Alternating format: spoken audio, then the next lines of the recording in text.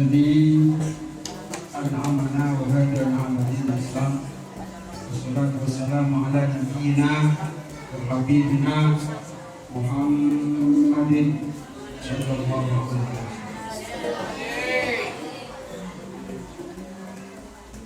قال الله تعالى في كتابه الكريم أعوذ بالله من الشيطان الرجيم بسم الله الرحمن الرحيم الذين آمنوا وتطمئن قلوبهم بذكر الله ألا بذكر الله تطمئن القلوب.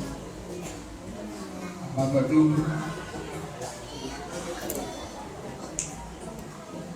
yang kami hormati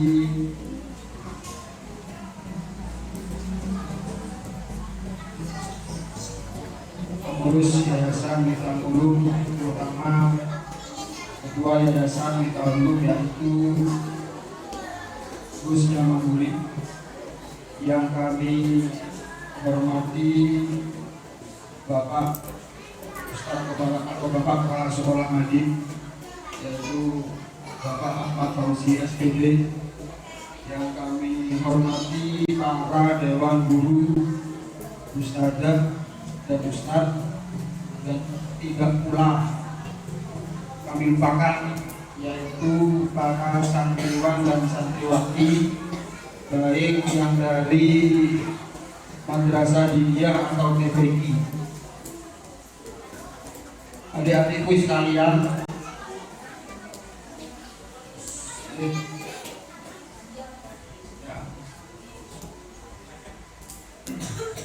sekarang kalian waktunya mendengarkan, waktunya mendengar. Nanti bagian kalian nanti setelah acara ini selesai baru kalian bisa bicara lagi. Mendengarkan ya, gak lama, cuma 10 menit. Gak pakai lama, 10 menit. Dunia ini ketika diciptakan itu gelap gulita. Gelap gulita, tanpa ada pengetahuan sepeser pun, tanpa ada pengetahuan sepeser sedikit pun.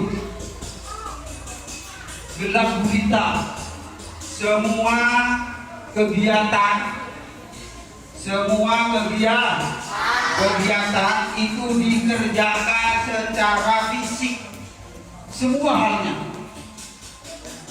Mau pindah dari arah barat ke arah timur itu pakai fisik, jalan kaki. Mau makan itu nggak bisa instan seperti sekarang, semua serba. Kalau zaman sekarang semua serba cepat, praktis, higienis Pak. Kalau dulu pengen makan, cari dulu yang ingin dimakan. Kalau nggak ada, nanam dulu. Kita nanam dulu. Ada yang nanam jagung, ada yang nanam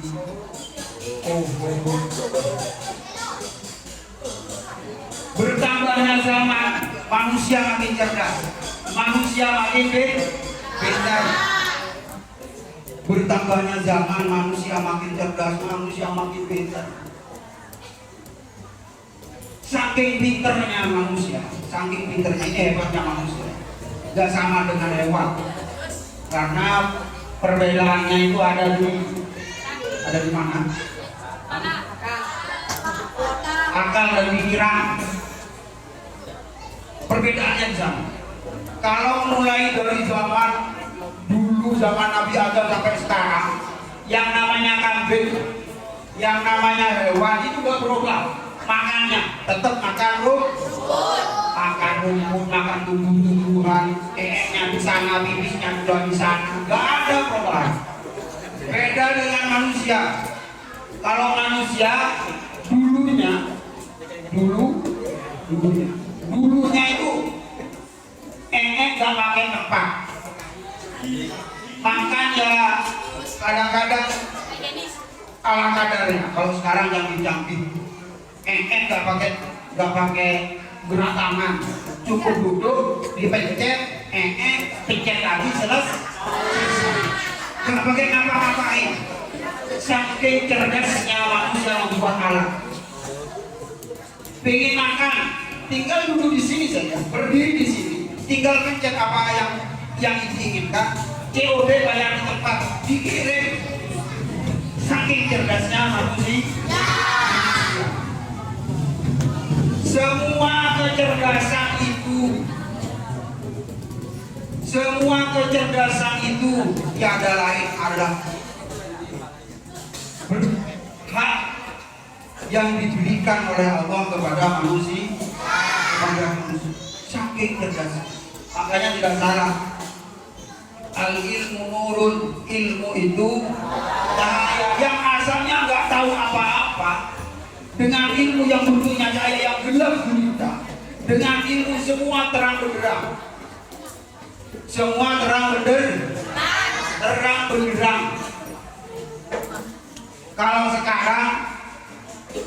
Kalau sekarang barangkali ya, kalau sekarang transportasi masih pakai kendaraan, pakai jalan. Barangkali 10 tahun, 20 tahun, bahkan 50 tahun yang akan datang, nggak pakai jalan, tinggal terbang gitu. Wallahualam, siapa tahu? Ya sekarang masih seperti itu. Nggak terbayangkan kalau zaman dulu pengen ngirim uang harus diantarkan. Kalau sekarang tinggal duduk di mau kirim uang di Jakarta, klik, nggak sampai 1 detik nyampe. Cerdas manusia, cerdas. Makanya kecerdasan itu kita pupuk, kita cari kelebihan kita itu di mana. Karena ketika manusia mengerjakan hal atau perkara sesuai dengan bidangnya, sesuai dengan minatnya. Saya ulangi lagi, ketika seseorang mengerjakan sesuatu atau belajar sesuatu perkara yang sesuai dengan minatnya, yang sesuai dengan bakatnya, dia itu belajar nggak pakai lama, cukup sebentar, tinggal diarahkan segini saja, dia jalan sendiri. Karena apa? Dia itu sudah bakatnya di sana, bakat bidangnya di sana. Sama dengan halnya orang anak diajarkan cara berpidato, karena dia fannya, sukanya di sana, bidangnya di sana, dikasih arahan sedikit saja sudah berkembang. Sama halnya orang yang belajar komputer, kalau sudah bidangnya dia sudah dalam komputer, kasih arahan sedikit saja dia bisa mengembangkan sendiri, cari caranya sendiri, cari solusi cara mengembangkan pekerjaannya sendiri. Karena apa? Sudah bidangnya, sudah minatnya di sana. Maka mulai dari sekarang kalian itu harus cari kira-kira bakat dan minat saya itu di mana. Saya bakat dan minatnya apa? Oh iya, saya bakat dan minatnya itu korek. Ketika saya belajar korek kok enak, itu tinggal dikembangkan, tinggal cari ilmu dari sumber yang lain. Kalau sudah bakat dan minatnya ya tekuni. Belajar itu gak terasa, merasa senang. Karena sudah kayak orang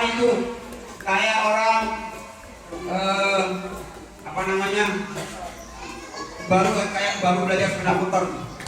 Orang baru belajar sepeda motor itu terasa senang, terasa suka.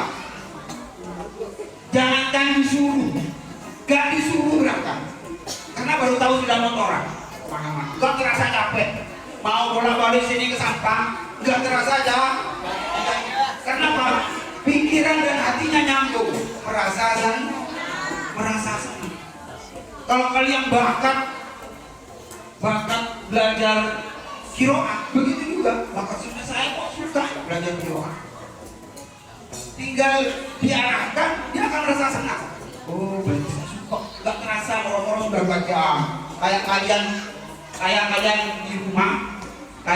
di rumah nonton video video YouTube gak terasa, 1 jam gak terasa, 2 jam gak terasa, bahkan berjam-jam. Yang namanya perut pada lapar gak terasa, gak terasa lapar. Karena pikiran dan hati itu yang saking senangnya nonton video. Sama halnya seperti itu ketika kalian belajar dengan ilmu yang kalian bakat, yang kalian senangi, otomatis akan terasa sebentar. Belajar sekali itu lama, itu akan terasa sebentar. Maka titik cara menghilangkan kejenuhan itu cara berpikir.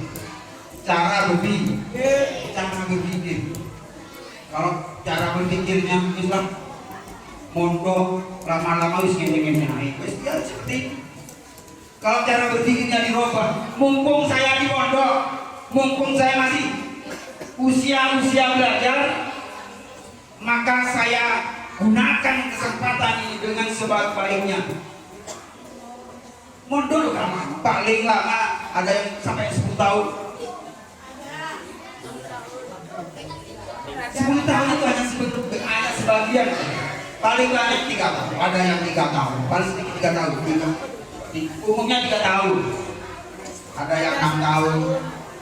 Maka mumpung ada di pondok, mumpung ketika kalian usia sekolah, maka tingkatkan belajar kalian.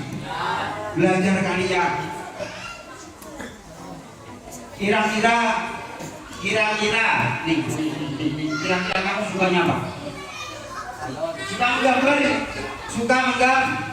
Suka menggambar. Bakatnya nih menggambar apa? Tinggal dicari yang tahu bakat dan minat kalian. Itu kalian sendiri gak bisa ditentukan oleh orang ya.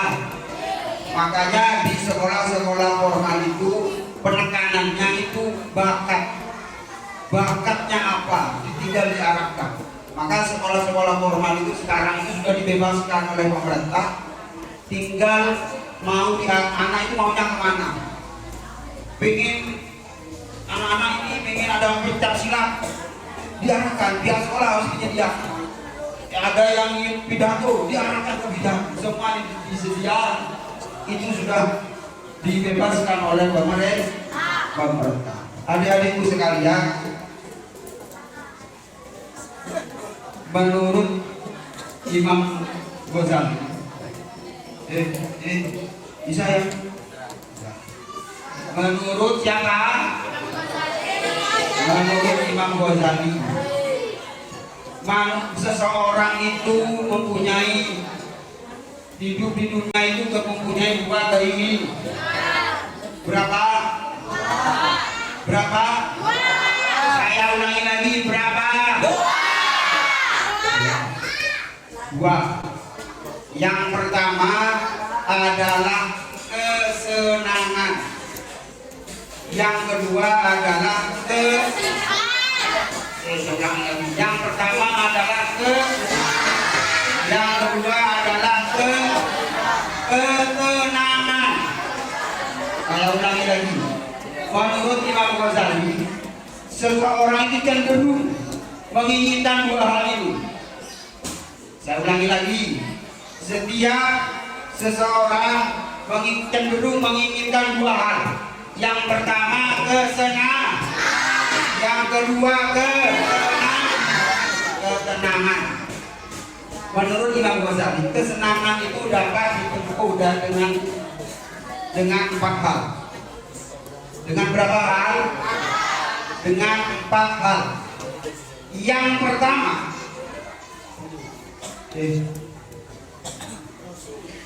saya ulangi lagi. Menurut Imam Ghazali itu ada 4 hal bisa seseorang itu bisa senang. Yang pertama adalah dengan pengetahuan, dengan ilmu orang bisa senang. Dengan ilmu orang bisa senang.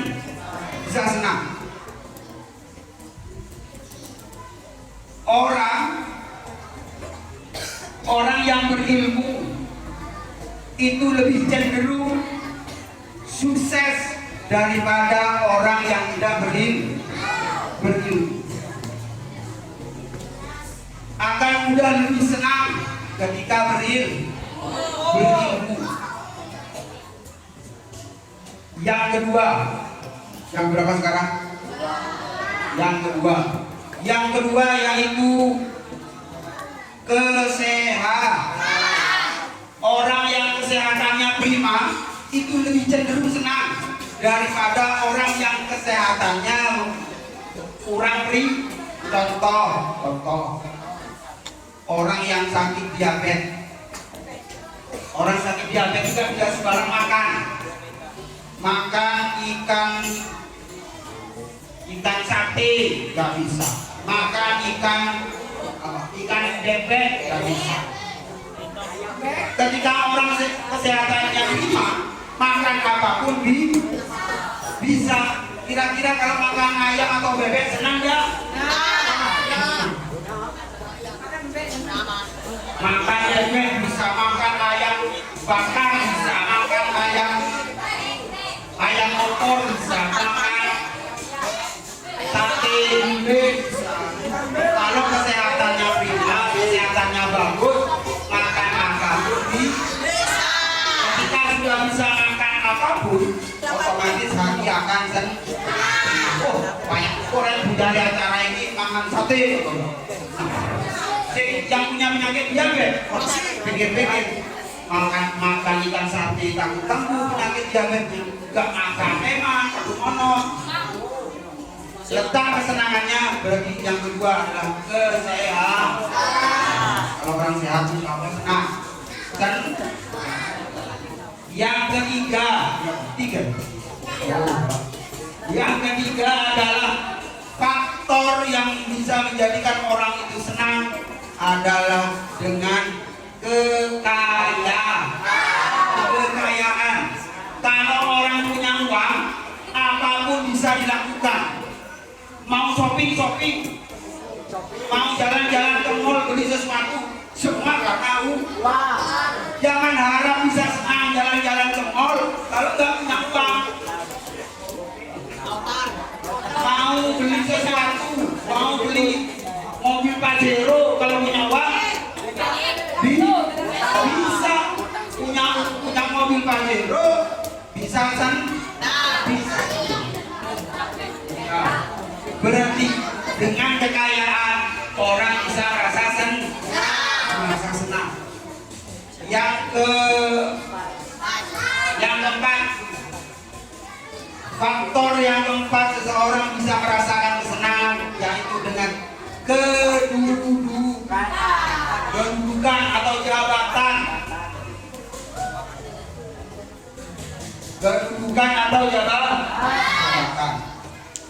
Karena dengan jabatan orang itu bisa senang. Jadi Pak Lurah 3 euro, yuk diketik ini, yuk ini dikerjakan, yuk ini diselesaikan. Jangan lupa cepirannya kasihkan ke saya. Senang nggak?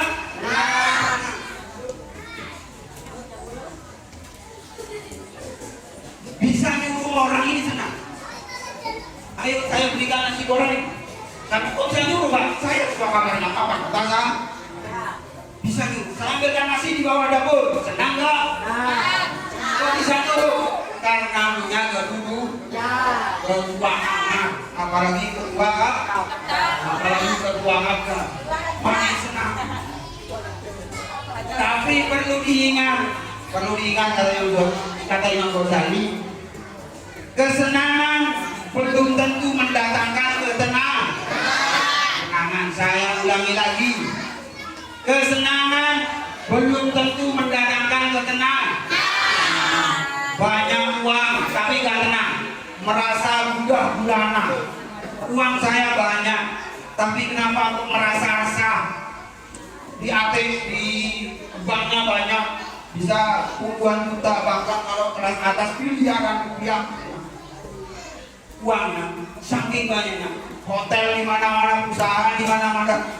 Tapi kekayaan itu belum tentu mendatangkan ketenangan. Yang bikin mendatangkan ketenangan itu kata Imam Ghazali hanya satu. Apa? Kira-kira apa? Kesabaran. Gak salah. Kamu tidak salah tapi kurang tepat. Yang bikin ketenangan itu kata Imam Ghazali adalah yaitu sejauh mana kedekatan kalian kepada Allah Subhanahu wa Ta'ala. Berarti tolak ukurnya adalah iman. Yang bikin tenang itu tolak ukurnya adalah iman. Ketika iman sudah semakin menebak, bagus. Jangankan gak kaya, biasa saja, gak kaya, biasa saja. Dengan iman kan dekat dengan Allah, semua dipasrahkan kepada Allah. Saya nggak punya Fadil Ustaz, punya apa? Punya sepeda ekor, punya beda, oma kapi, oma neon, kontrak. Tapi karena sudah mendapatkan ketenangan tadi, semua disandarkan kepada Allah. Wis nggak apa-apa, disuruh, dicuri. Saya lebih baik punya sepeda motor daripada sebelah hanya punya beca. Dengan hati didekatkan kepada Allah, maka akan terasa dan itu resepnya. Kalau ingin kedua-duanya jalan, maka yang terakhir ini dijalankan, yaitu dekatkan diri kepada Allah. Semua sandarkan kepada Allah. Usaha saya sekarang rugi, akhirnya nggak tenang. Kalau dikembalikan kepada Allah, semuanya akan kembali dan merasa tenang, adem, ayem. Kadang-kadang di dompet hanya punya uang 5.000 cukup untuk ketika beli bensin atau misalkan. Tapi ketika disandarkan dan disyukuri nikmat yang diberikan oleh Allah, maka akan terasa tenang, hidup senang, hidup tenang. Saya kira itu ya yang bisa saya sampaikan pada sore hari ini.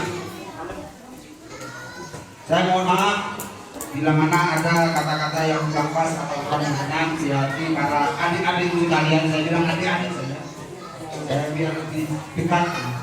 Saya pesan ini, saya adalah satu, tingkatkan belajar kalian mumpung kalian masih ada di usia belajar.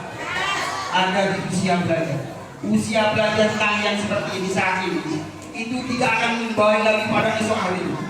Kayak saya sekarang itu sudah gak bisa belajar penuh kayak kalian. Kalau kalian bangun tidur mau tidur lagi itu pegangannya kitab dan buku. Kalau saya bangun tidur mau tidur lagi itu pegang HP.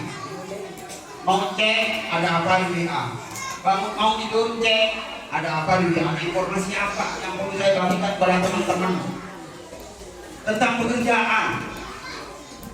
Maka dari itu mumpung kesempatan saat ini kalian masih luang, tingkatkan belajar, pakai mindset kalian, cari motivasi untuk diri kalian sendiri sehingga meningkatkan tingkat belajar kalian. Yang bisa meningkatkan potensi belajar itu adalah diri kalian sendiri, bukan orang lain. Orang lain hanya bisa mengarahkan.